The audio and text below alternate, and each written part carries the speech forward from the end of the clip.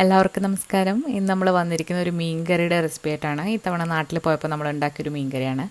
അപ്പം നമ്മുടെ വീടിന് തൊട്ടടുത്തൊരു മീൻ കടയുണ്ട്. അപ്പോൾ അവിടെ നിന്നാണ് മീൻ വാങ്ങിച്ചിട്ടുള്ളത്. നല്ല ഫ്രഷ് ആയിട്ടുള്ള മീൻ കിട്ടുന്ന ഒരു കടയാണ്. അപ്പം ഫ്രഷ് ആയിട്ടുള്ള മീൻ വാങ്ങിക്കാൻ താല്പര്യമുള്ളവർ തീർച്ചയായിട്ടും ഈ കടയിൽ വന്ന് വാങ്ങിക്കുക. ഇവർക്ക് ഹോം ഡെലിവറി ഉണ്ട്.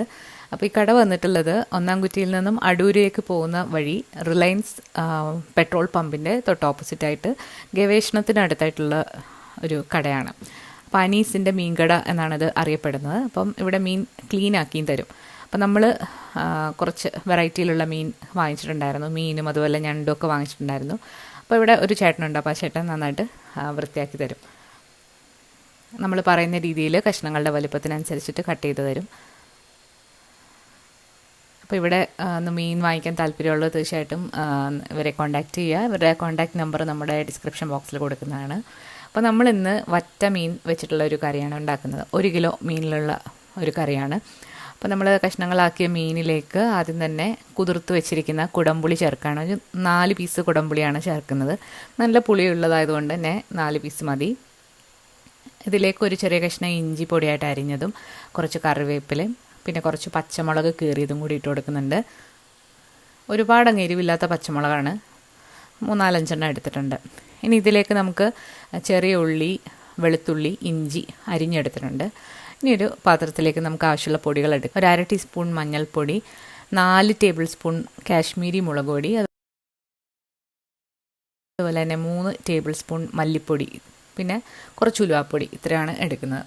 അപ്പോൾ ഈ മുളക് പൊടിക്ക് അധികം എരിവില്ല, എന്നാൽ നല്ല കളറുമാണ്. നമ്മുടെ കല്യാണ മീൻകറി നിങ്ങളെല്ലാവരും കണ്ടതാണ്. അപ്പോൾ അതിൽ നമ്മൾ മല്ലിപ്പൊടിയും അതുപോലെ തന്നെ പച്ചമുളക്, ചെറിയ ഉള്ളി അതൊന്നും ചേർക്കാതെയാണ് ഉണ്ടാക്കിയത്. അപ്പം അതേ രീതിയിൽ ഒരുപാട് ആളുകൾ കേടാകാതെ ഇരിക്കും മീൻകറി ഉണ്ടാക്കുകയാണെന്നുണ്ടെങ്കിൽ. വളരെ കുറച്ച് ക്വാണ്ടിറ്റിയിലാണ് ചെയ്യുന്നതെന്നുണ്ടെങ്കിൽ നമുക്കിതൊക്കെ ചേർത്തിട്ടും ഉണ്ടാക്കാവുന്നതാണ്. ഒരു ചട്ടി ഒന്ന് ചൂടായി വന്നപ്പോഴത്തേക്ക് നമ്മൾ വെളിച്ചെണ്ണ ഒഴിച്ചു കൊടുത്തിട്ടുണ്ട്. ആവശ്യമെന്നുണ്ടെങ്കിൽ മാത്രം കടുകിട്ട് പൊട്ടിക്കുക. നമ്മൾ മീൻകറി വെക്കുമ്പോൾ കടുക് പൊട്ടിക്കാറുണ്ട്. ഇതിലേക്ക് ഒരു മീഡിയം പീസ് ഇഞ്ചി ചെറുതായിട്ട് അരിഞ്ഞത്, 1 കുടം വെളുത്തുള്ളി, പിന്നെ ഒരു പിടി ചെറിയ ഉള്ളി അരിഞ്ഞതും കൂടി ചേർത്തിട്ട് നന്നായിട്ടൊന്ന് വഴറ്റിയെടുക്കാം.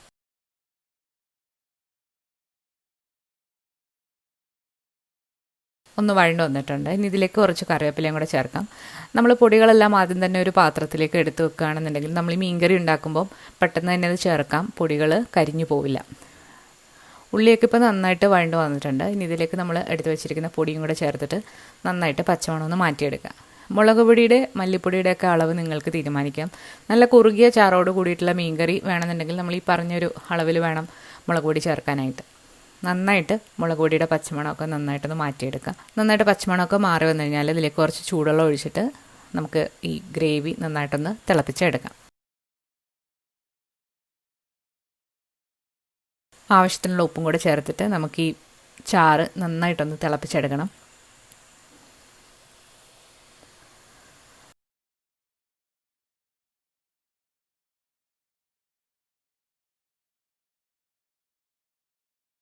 അപ്പം മീൻ ചാറ് നന്നായിട്ട് തിളച്ച് വന്നിട്ടുണ്ട്. ഇനി ഇതിലേക്ക് നമുക്ക് മീൻ കഷ്ണങ്ങളും കൂടെ ഇട്ടിട്ട് ചെറുതീയിലിട്ട് അടച്ചു വെച്ച് വേവിക്കാം.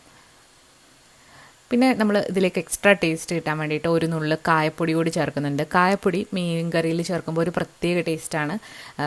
അപ്പോൾ എല്ലാവരും ഒന്ന് ട്രൈ ചെയ്ത് നോക്കണം. മീൻ കഷ്ണങ്ങളും കൂടി ഇട്ട് കൊടുത്തിട്ട് നമുക്ക് അടച്ചു വെച്ച് വേവിക്കാം.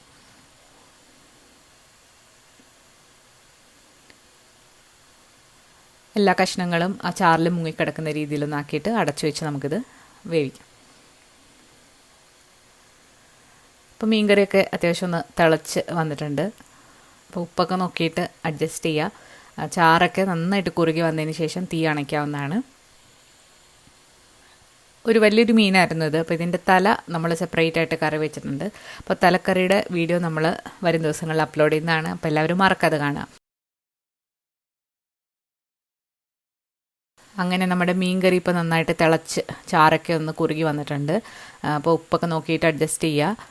നല്ല പുളിയും ഉപ്പും ഒക്കെ ഉള്ളൊരു മീൻ കറിയാണ്. അതുപോലെ കഷ്ണങ്ങളിലേക്കൊക്കെ നന്നായിട്ട് ഉപ്പും പുളിയൊക്കെ പിടിച്ചിട്ടുള്ള മീൻ കറിയാണ്. അപ്പോൾ എല്ലാവരും ഈ രീതിയിലൊന്ന് ട്രൈ ചെയ്ത് നോക്കുക. ഇത് 2-3 ദിവസം വരെ ഈ മീൻ കറി കേടാകാതെ ഇരിക്കും. അപ്പോൾ വളരെ ടേസ്റ്റി ആയിട്ടുള്ളൊരു നാടൻ രീതിയിലുള്ളൊരു മീൻ കറിയുടെ റെസിപ്പിയാണ് നിങ്ങൾ കണ്ടത്. അപ്പോൾ എല്ലാവരും ഇതുപോലെ ഒന്ന് ട്രൈ ചെയ്ത് നോക്കിയിട്ട് നിങ്ങളുടെ അഭിപ്രായങ്ങൾ അറിയിക്കുക. പുതിയൊരു വീഡിയോ ആയിട്ട് നമുക്ക് വീണ്ടും കാണാം. താങ്ക്